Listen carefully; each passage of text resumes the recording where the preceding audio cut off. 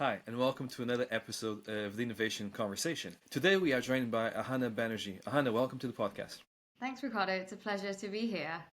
Ahana, obviously it's very delightful having you here. Would you like to introduce yourself to the audience, please?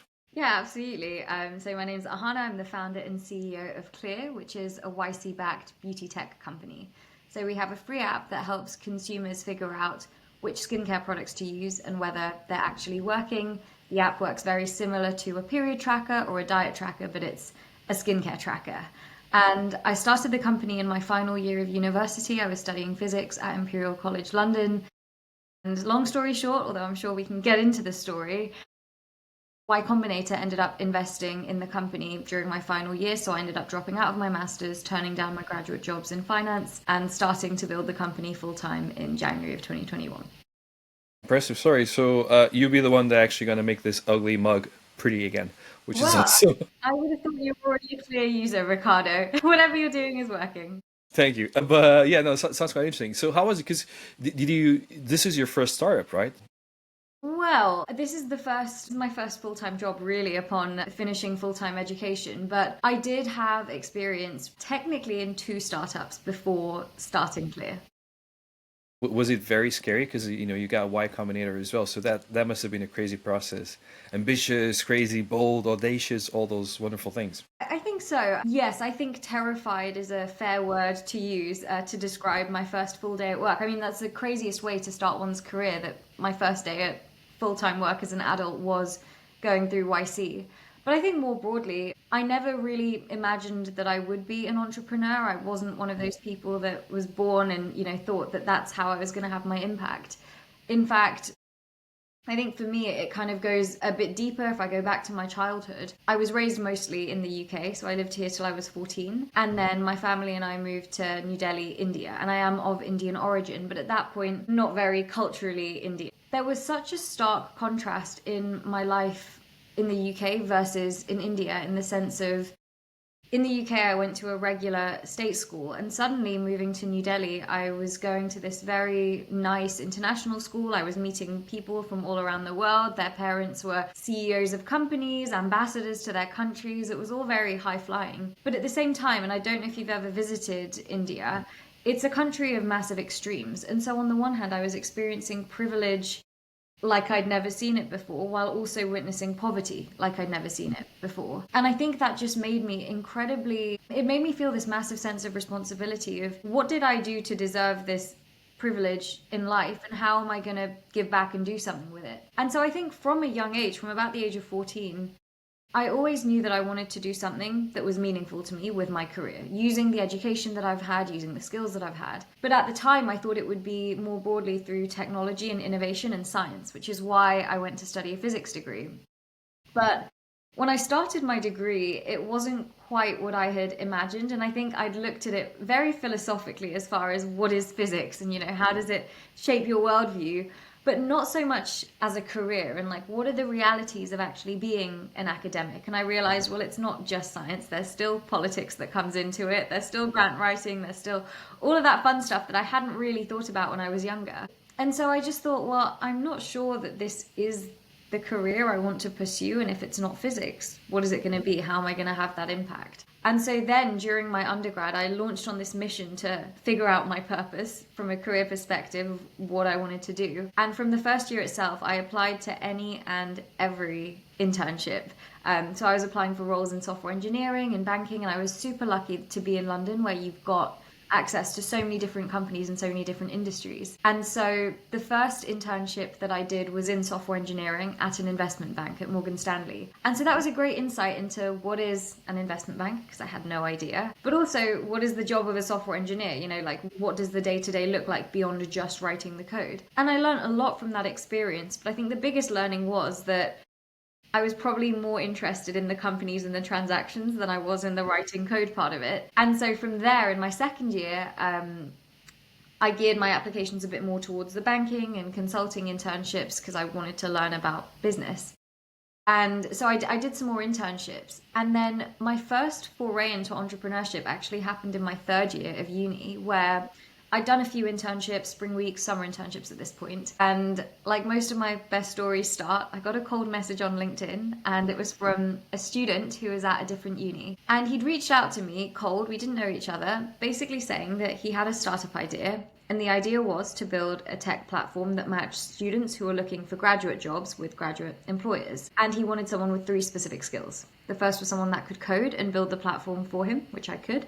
The second is someone who was based at a London uni who had access to lots of students and could throw events and get them to sign up.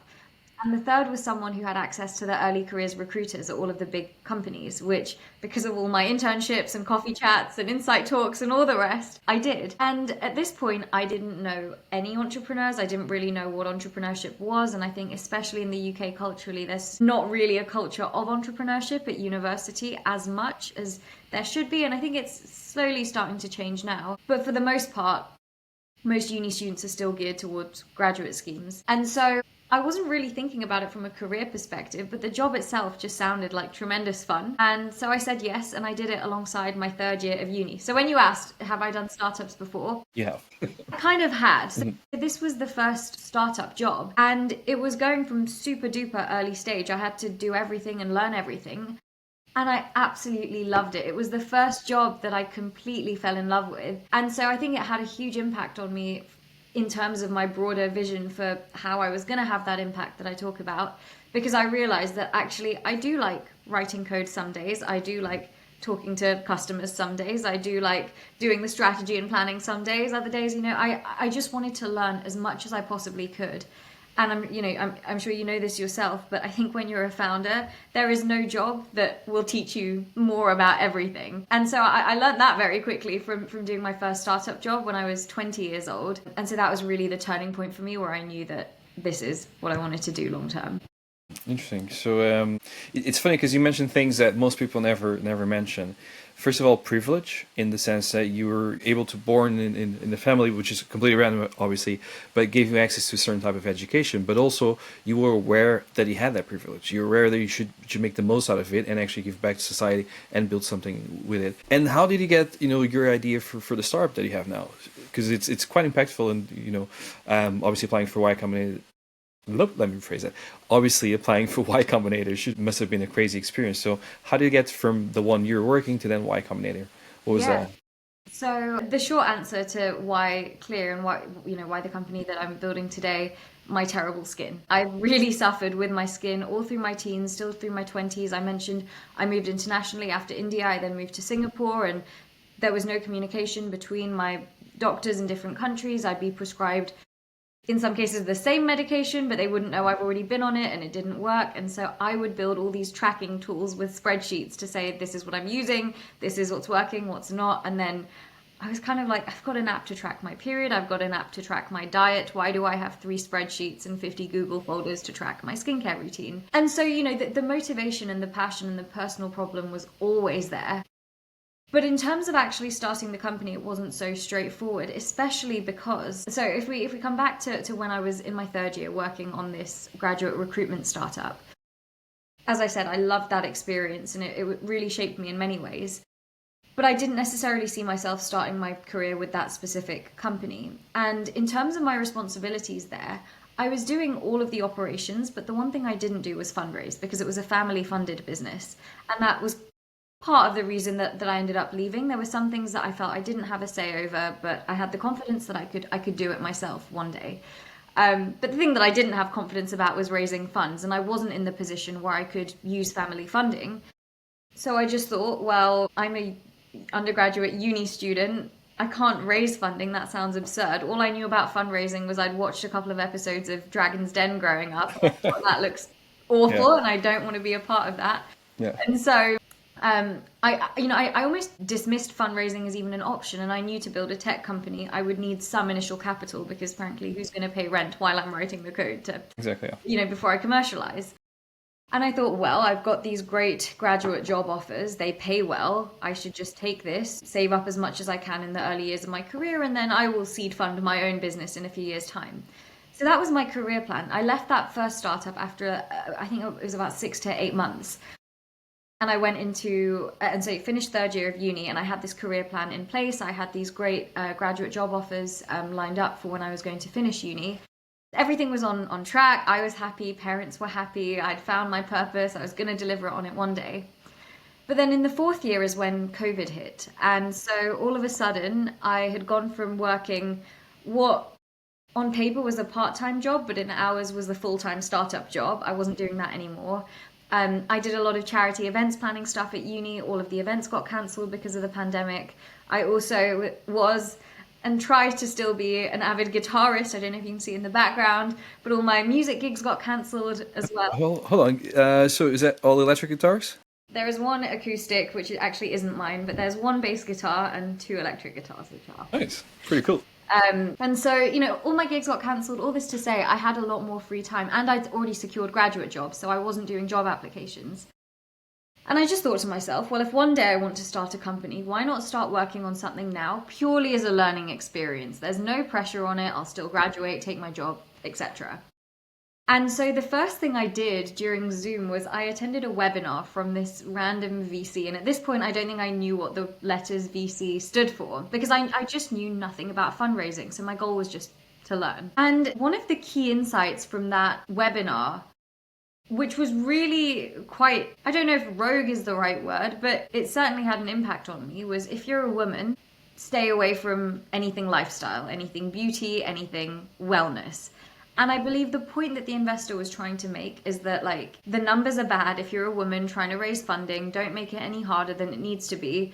Build something that's B2B SaaS, and, you know, that's the best thing you can do. Okay. And so even though I'd had these skin issues for years and years and years, and, you know, I also am a believer in solving a problem that you've experienced, I thought, well, this is like my entire sample size of one, but this is the only investor I've ever met, and he's saying to build B2B SaaS, so I guess I'm going to come up with a B2B SaaS company. And so, like many people did in 2020, I came up with the idea to build an AI note-taking app called Quill. Okay.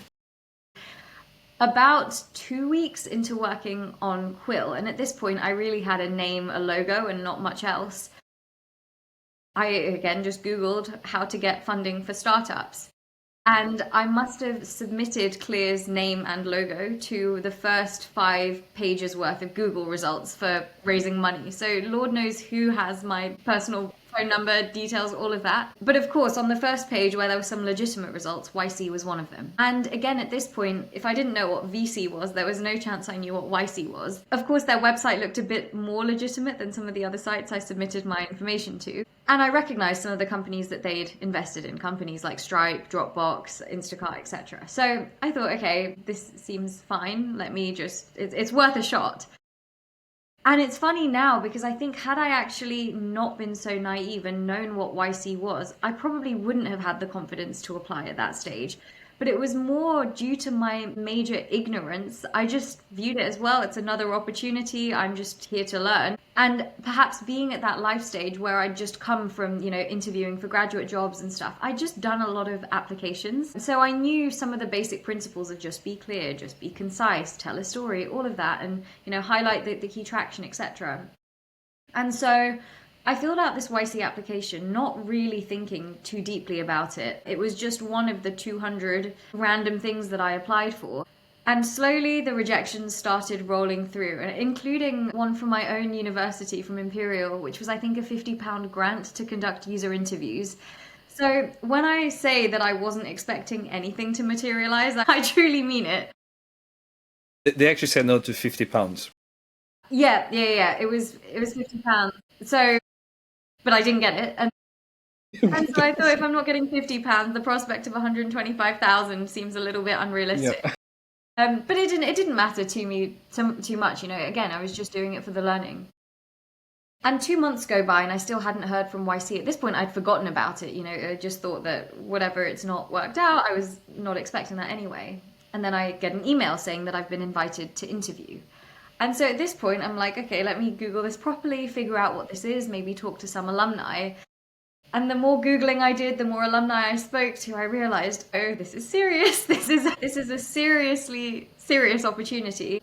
And without sounding overly dramatic, it could change my life if it works out, because the thing I lack is capital. I would love to be able to build my company today, but I just don't have the funds to do it. It's very, very hard to get a investor to even talk to me at this stage. You know, I was just an undergrad student. I appreciate investors get so much inbound from founders that I didn't really have anything that made me stand out too much. So I was just grateful for the opportunity to interview, and I did my very best to prepare for that interview with Quill. There were several key glaring errors with Quill as a company. The first was the product itself was not very good. So as I said, it was an AI note taker. The first step of taking notes is transcribing. The second step is summarizing.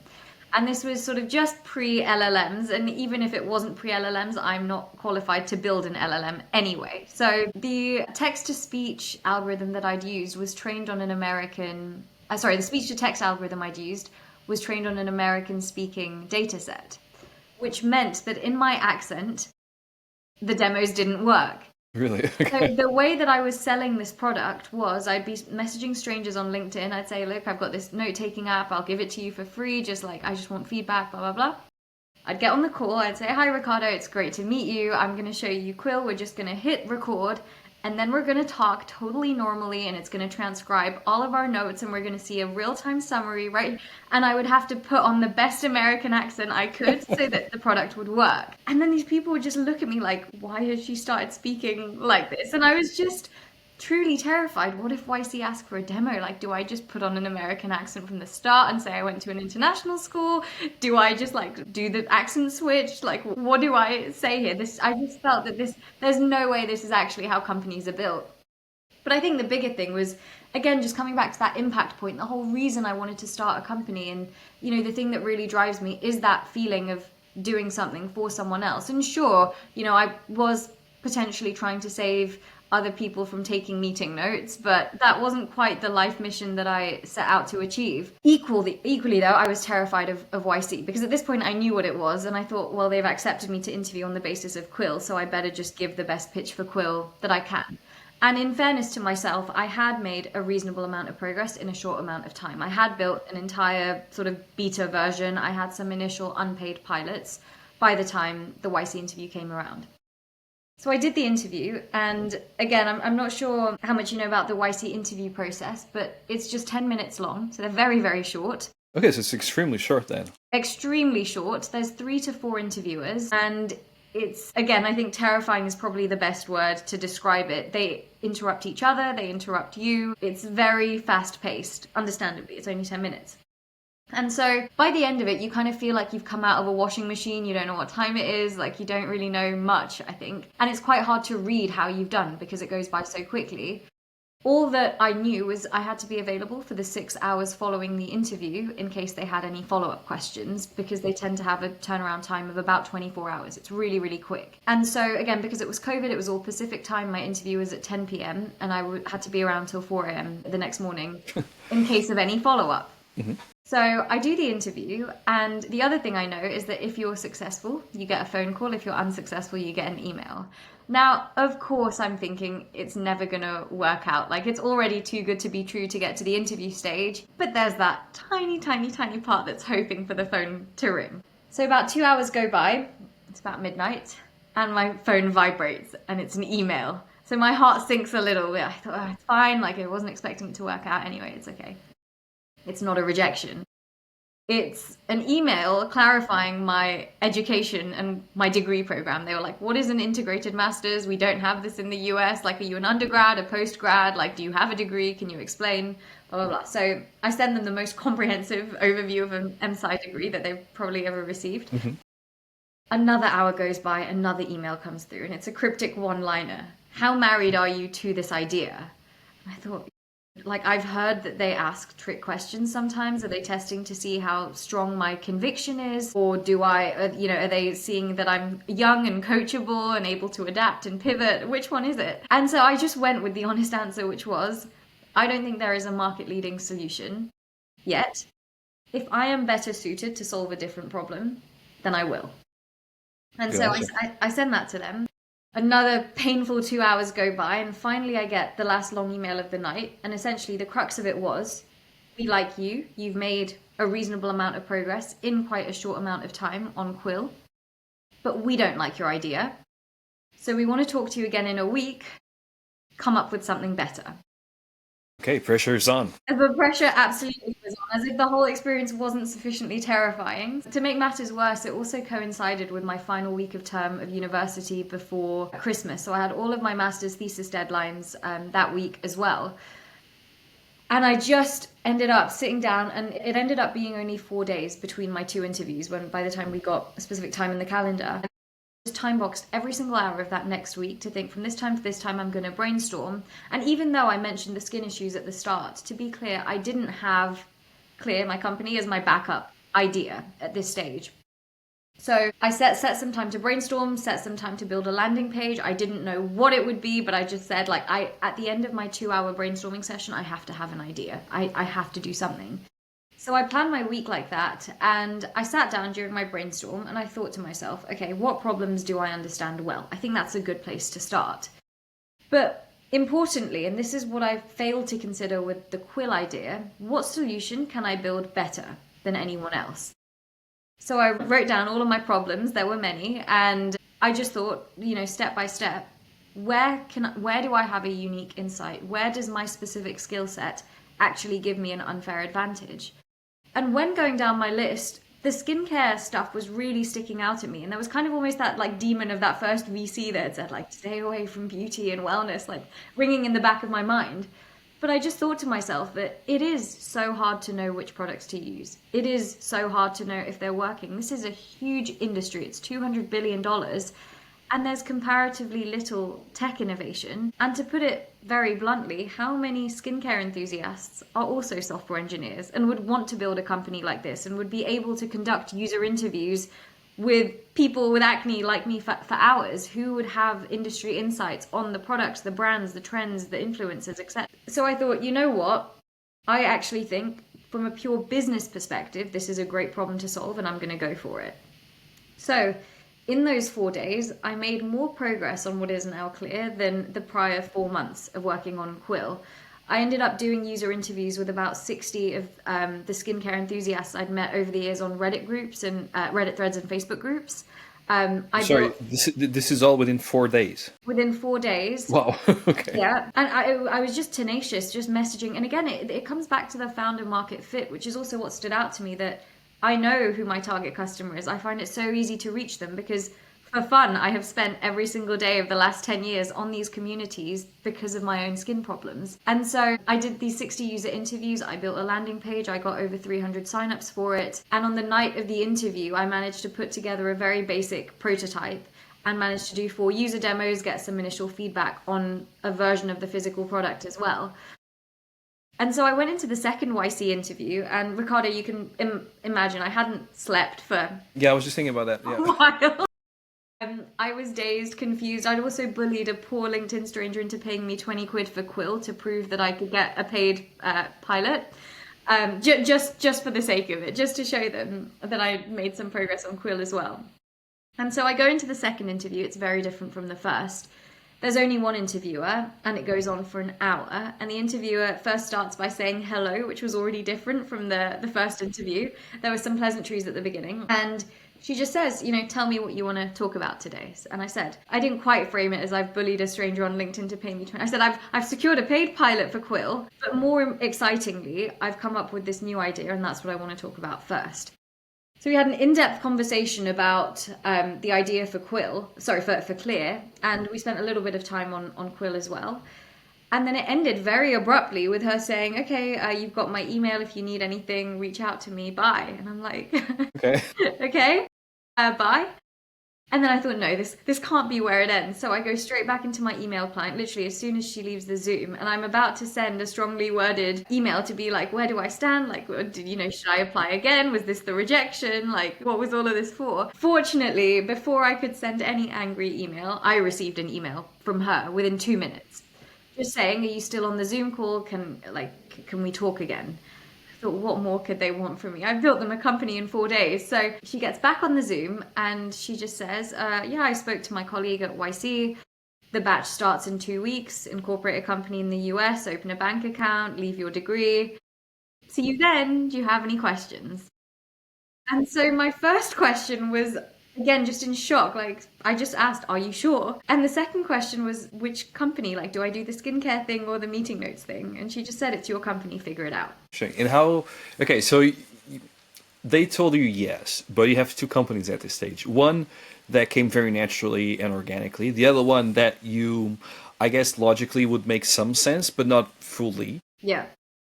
How could you pick between these two? I mean, what was the thought process? You know, it's funny because it's such a big decision in hindsight of like which company do I actually commit to. And this is where I'm going to give the really unhelpful answer of intuition. Something was just drawing me to Clear. And I suppose, you know, intuition is just pattern matching for, I suppose, more intricate patterns we've witnessed. And That's a proper scientific answer right there. you know, I think That is as scientific as it gets.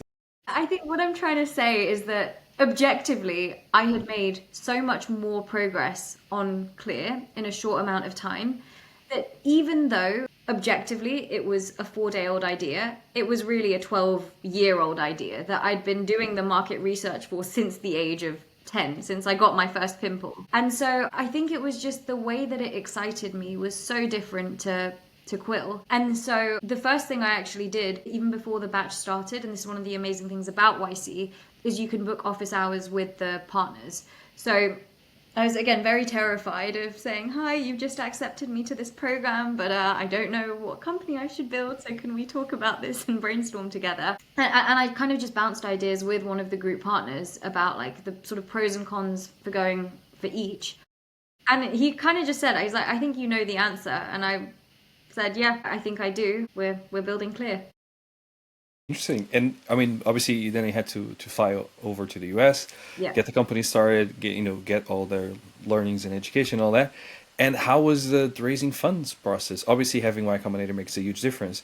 Was it very, how should I put this?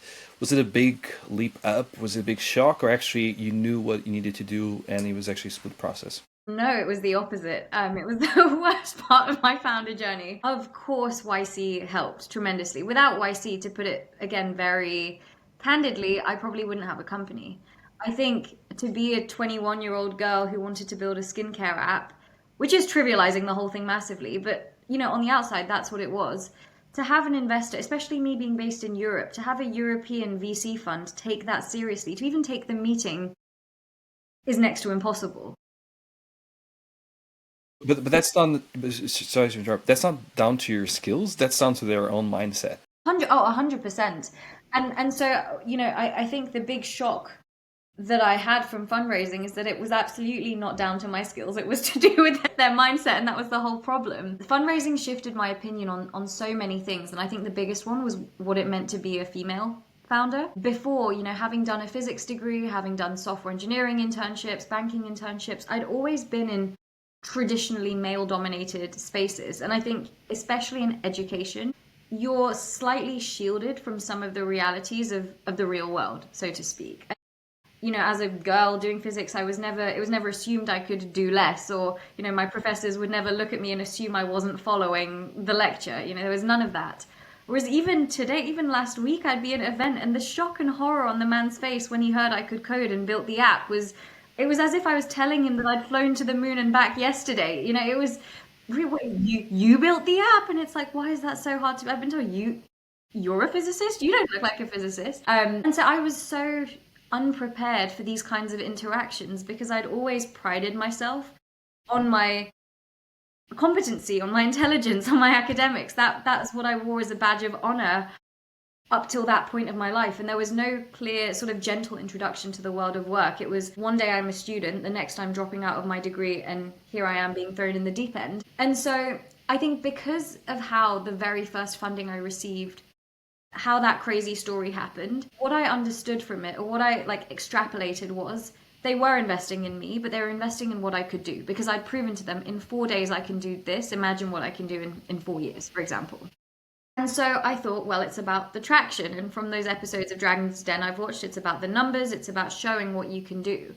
So I worked so hard during YC to build the app to get as many signups as I could, to try and get as much traction as I could. Bear in mind, the company was very early stage when we did that first funding round. I thought that the numbers would speak for themselves. I thought the fact that I'd gone from idea to an app with around 1,000 users in 3 months was good. And, I was comparing like to like with my peers at YC, knowing these are some of the best companies as well. And I thought, you know what, by like these metrics of progress, I am progressing, probably faster than a lot of them.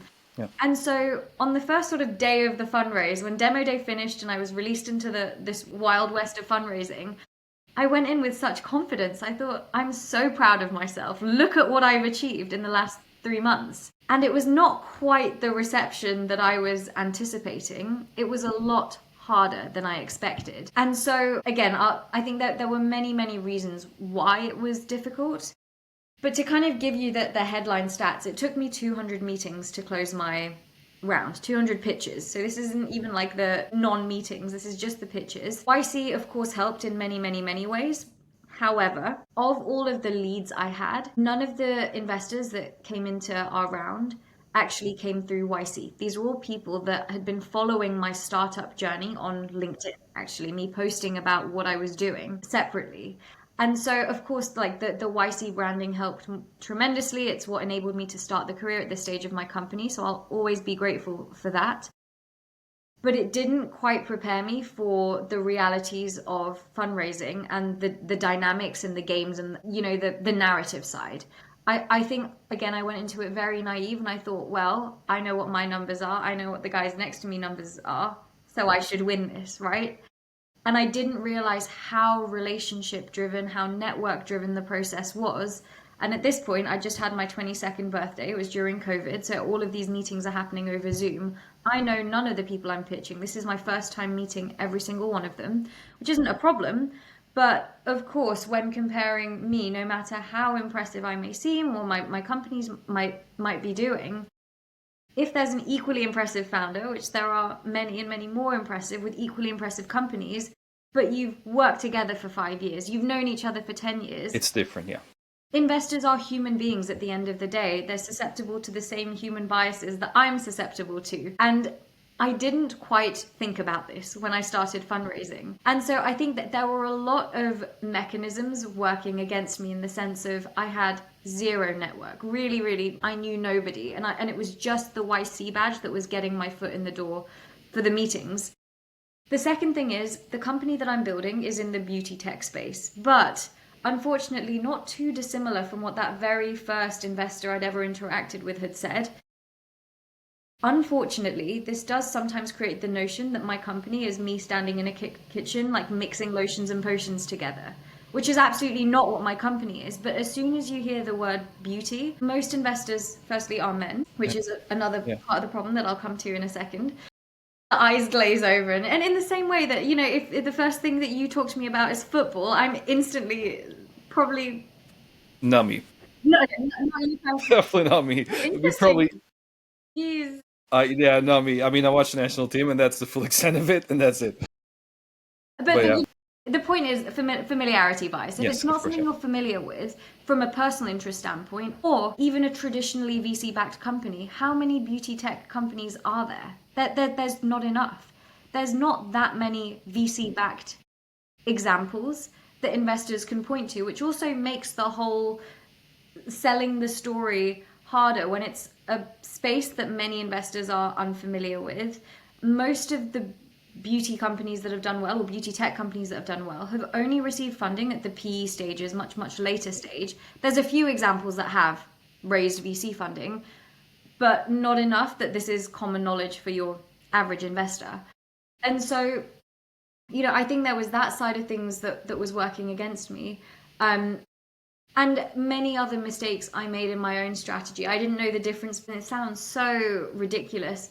I didn't know the difference in process between an angel investor and a VC. I didn't even know that VCs had investment committees and how decisions were made.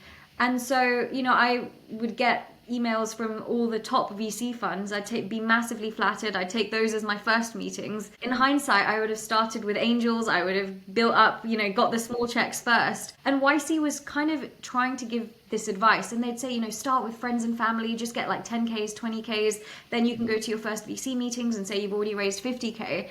But I'm there sort of looking like an idiot, being like, but my friends are at you, like, who's going to give me 10K? Like, where do I get that from? That doesn't sound like a very viable strategy. So, again, a lot of mistakes were made through my own naivety, through my own not realizing how important the storytelling side of things was. And it wasn't just as simple as build a good product and people will invest. I struggle to believe you're ever bad at storytelling, because unlike most podcasts, I haven't actually asked them any questions. You just keep going on so well. I'm like, you know what? I can talk for days. That's what 200 pitches in like 3 weeks. You can tell, yeah, a lot of rejection happened there, but it's served its purpose, I guess. Yeah. Exactly. I've had a lot of practice telling the story, and I do look at it on the flip side. In the end, I ended up getting 36 investors on my cap table, and that was a mix of funds and angels. And in some ways, again, all of these people I met for the very first time, and for them to have believed in me and my story from a 30-minute call is amazing. And I'm so grateful for them and from their support from day one. But what really stood out to me at the end of my funding round was, and again, I'd come in with this, just purely on the gender point, I want to address it. I'd come in with this belief that it shouldn't matter. Like, whether I'm a woman, man, I should be judged on what I do. Fine. So I got to the end of my round, and just very randomly, I thought, guys, it's just me or most of my investors women. And so then I just added a gender column to my sort of like CRM, like investor tracker. And it turned out, of all the meetings I did, about 75% were with male investors, which is roughly expected. In terms of number of investors on my cap table, over 80% are female. And in terms of dollars invested, over 90% of the dollars I've raised were from female investors. Meaning that my success rate with female investors was orders of magnitude higher than with male investors. If I'd have known that insight at the start of my funding round, focus on female investors, I would have done things very, very differently. But I didn't even think about that. I didn't even think that would be a consideration. And then slowly I started reflecting on my meetings of, oh yeah, like there were all of these investors that said no because they said the market was too small, which is also an absurd statement because it's just not. It's not. But it was in some ways a stupid question, but you can't say that to an investor. You have to make them feel valued and loved and appreciated. And so, I would be up against this of like, yeah, but do people actually buy these products? Like self-care is the larger trend, or makeup. And I'm like, no, actually by revenue, skincare is higher than makeup. It's the most lucrative of all the beauty segments. And on its own, it's a $200 billion industry. So there's many things that could go wrong with this business. The market being too small is not one of them. And I just reflected, I said, oh yeah, none of the women I pitched were even remotely concerned about the market, because it's an absurd thing to be concerned about if you know the market. So, that there were these small interactions and, I think subtleties. Now, I think because I've just met so many people, some people are foolish enough to say it and say these things like, wait, you built I think sometimes that it wouldn't even register that I was the person that sits there writing the code and has done all this, that has got the users. It's not just a girl with an idea for a skincare app. And so, I think that there were all these small things working against me, and I was being perceived in a way different from other peers who were in similar positions. There was another young guy in my YC batch who had also dropped out, and the feedback he was getting was sort of like, oh, you're this really like laid back, like cool genius dropout. And it was like, which degree was he on? I'm actually curious on this one. Here's the thing. He wasn't even a university degree, high school dropout. And he was and I guess he wrote code. So he was a tech guy.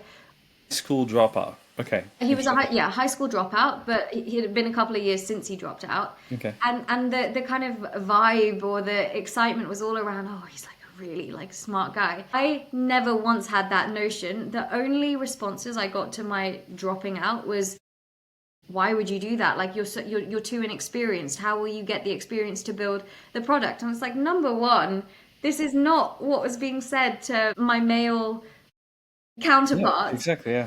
And secondly, like, I have a like I am extremely qualified, and I'd never once been questioned on my qualifications and my competence. So I was just really shocked that that was even something that I went through. And it still happens today, 4 years in. If I enter a room where somebody knows my backstory and knows who I am, to again put it bluntly, versus not knowing who I am, the treatment I receive is so astonishingly different. And that's something that I'm really struggling to grapple with in just what it means to be a woman, a female founder, all of this, because these just weren't things that I was thinking about. And again, as a founder, there's actual business problems and a lot for you to be thinking about. But last week I was at an event. They were talking. I was in this group. They were talking about finance. Again, I've done banking internships. I've raised a whole round of VC, and the conversation just paused. I was the only woman in the conversation. And the guy, who's much older, maybe in his 50s or 60s, he just turns to me. He's like, "Oh, I'm sorry, sweetheart. Like, if you're not following the conversation." He actually called you sweetheart. Yeah, and it's like, and I'm not the kind of person that likes to have to say, actually, no, I've done this, I've done that, and feel like I have to say my achievements and accolades to prove that I can keep up with a conversation about interest rates. Like, it's not in my personality to do any of this. But it just makes me question, like, what is it about me that makes you think that I'm not following? It's not about you, it's about them. And it's Exactly. about their ability to see the world in a different angle. Exactly. People are very biased, as you know. They just see the world as they see the world, right? And then they don't even allow themselves to ask the right questions Yeah. or ask any question to question, is this the correct way of seeing this problem or seeing this person? Yeah. They just assume things, and yeah. Yeah, and to some people's bad luck, actually, this has happened when hiring. I remember so distinctly one of the interviews I did for a software engineering role at my company. It was with this guy. Needless to say, he didn't get very far in the interview process.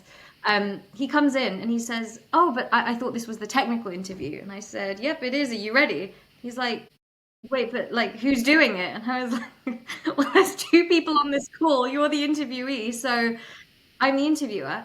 I'm sure he went really far, didn't he? That was a good start. But he went as far as to say, he was like, "Oh, sorry, I just thought this was the HR." And like, he was dumb enough to say that. And to his bad luck, and to many people's bad luck, our CTO, who I hired in a year after building the company, so I already raised, and now he leads the tech side. He has the same exact degree as me from Imperial in physics, but he's actually 5 years older, so we never crossed paths when we were at university. And he's a white guy, and no one has once entered a room with him and asked him if he can code. That's never, and it's like, we have the same technical qualification. So what am I supposed to read from this shock and horror that I'm the one who's built my app? Okay, yeah, that's yeah, but I don't know. It shocks me that people still don't realize that there's no difference, and they should expect people to be both sexes, to be able to do the same amount of things. I mean, I don't get it. For me, it's always shocking to assume that a woman cannot do the same thing as a man, and cannot do things a lot better than men in a lot of cases. So why is this even still a problem? Like wake Yeah. up. Yeah, I think it's tough. Again, it comes down to pattern matching and sort of deep-rooted societal biases for the most part. I don't think people or investors are any more racist or sexist or ageist than your average member of society. In fact, they're probably less. A lot of them are more educated and stuff. But it's just the broad scale pattern matching. If you've been working for the last 50 years, like that man who asked me if I understood interest rates, and if every company he's been in, his entire department has been men, and the only women he's seeing are in HR, he's pattern matching, right? And that is the reality of our world. What I find to be more problematic is not acknowledging that there is a difference in experience, and the numbers reflect it. It's well documented. The 2% of VC funding goes to women. Yeah, it's horrible. Yeah. It's well documented the difference in how pitches go with the promotion versus prevention questions with female founders. But interestingly, even within the community of female founders, I think there can sometimes be two approaches on how you address this issue, or even start to think about it. And this can actually be generalized to most problems in society of, does it help to call out a group for being different and acknowledge that there is a difference? Or do we say that there's no problem and if I can do it as a woman, anyone can do it? Is it less helpful to point out the differences?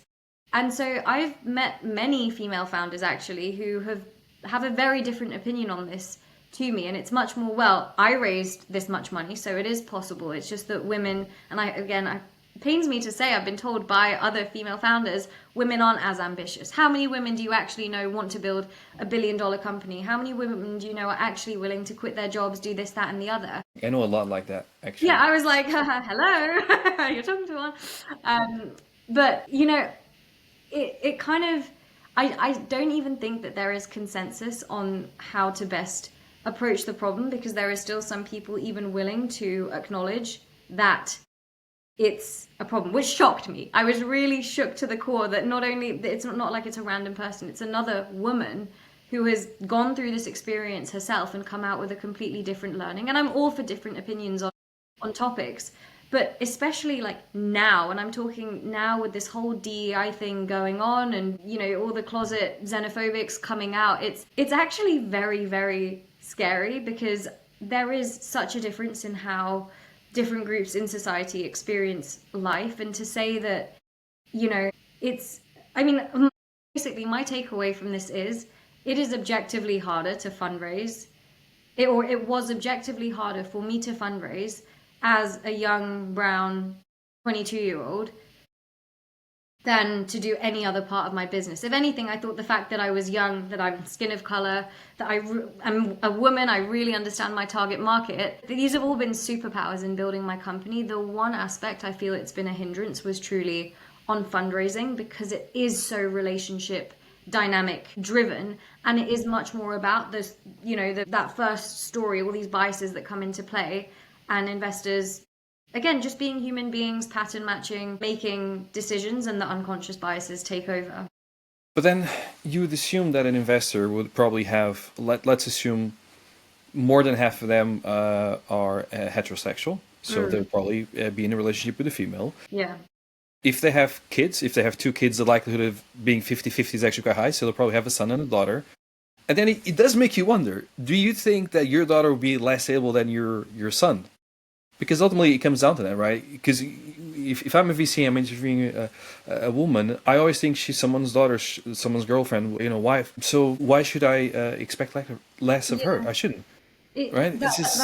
It's so true. But interesting, I do think there are some what I would call gray areas, and certainly not like on the competency perspective.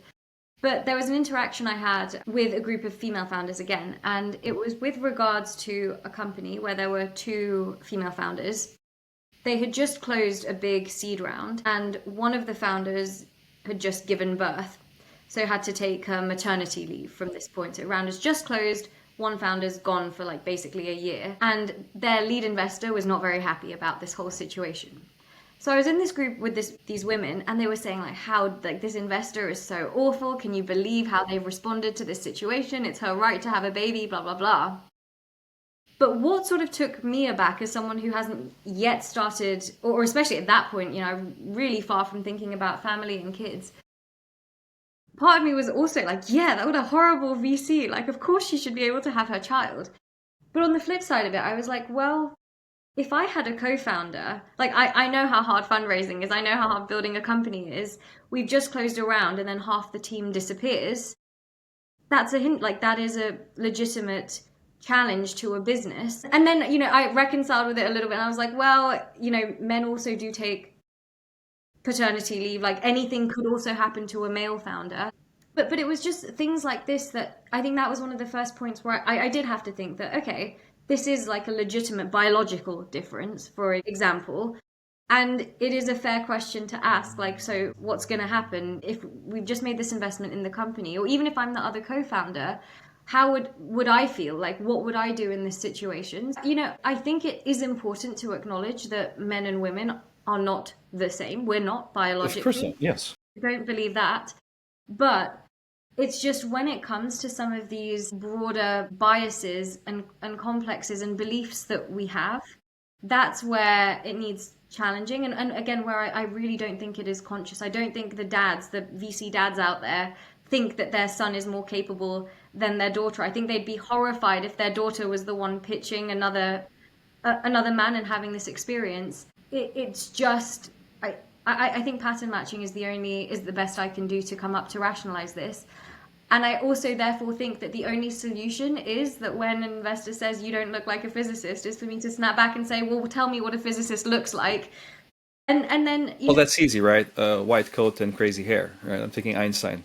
yeah, well, what I'm hoping is they leave with a picture of me, and so the next time they see somebody like me, it's not such a shock and horror that this person Yeah, exactly. has a physics degree. And so I think, in a way, just by persevering, just by continuing on with your journey as a founder, doing everything you can to see your own company thrive and succeed, is solving part of the problem from the bias perspective. If the more investors see founders like me, hopefully the more it should help with those implicit biases. And secondly, going back to those stats about the female investors, I think that women in VC have their own challenges in terms of rising up the ranks. By being a successful founder myself, the hope is that one day I can be on the other side of the table and I have enough capital that I can be the woman on the other side of the table, being able to give back. So that's how I see it. I don't think it's personal, but it has very personal and very real implications on me as a human and my company, and the way that I have to plan and the way that I have to carry myself and the responses that I have to come up with when I'm dealing with people in the open. But it's all part of the journey. And for all the challenges that have come with fundraising, I do still have to say that this is my absolute dream job. As I said, I knew I wanted to build a company. The thing that I wanted to most optimize for, especially at this career stage, was learning. And as we already spoke about, I couldn't have picked a better job to learn this much about everything. And I get to build the company of my dreams. It's solving a problem so close to my heart. Every day I talk to my users, I see the impact that we have on them, on their skin journeys, and seeing how much better their skin is through the app. And even my own skin journey through the app is all documented as well. And how much the product I have built has helped me is also the most rewarding feeling. And so, on those days where it'd be bad pitch after bad pitch after bad pitch, I'd always ask myself, would I rather be doing anything else?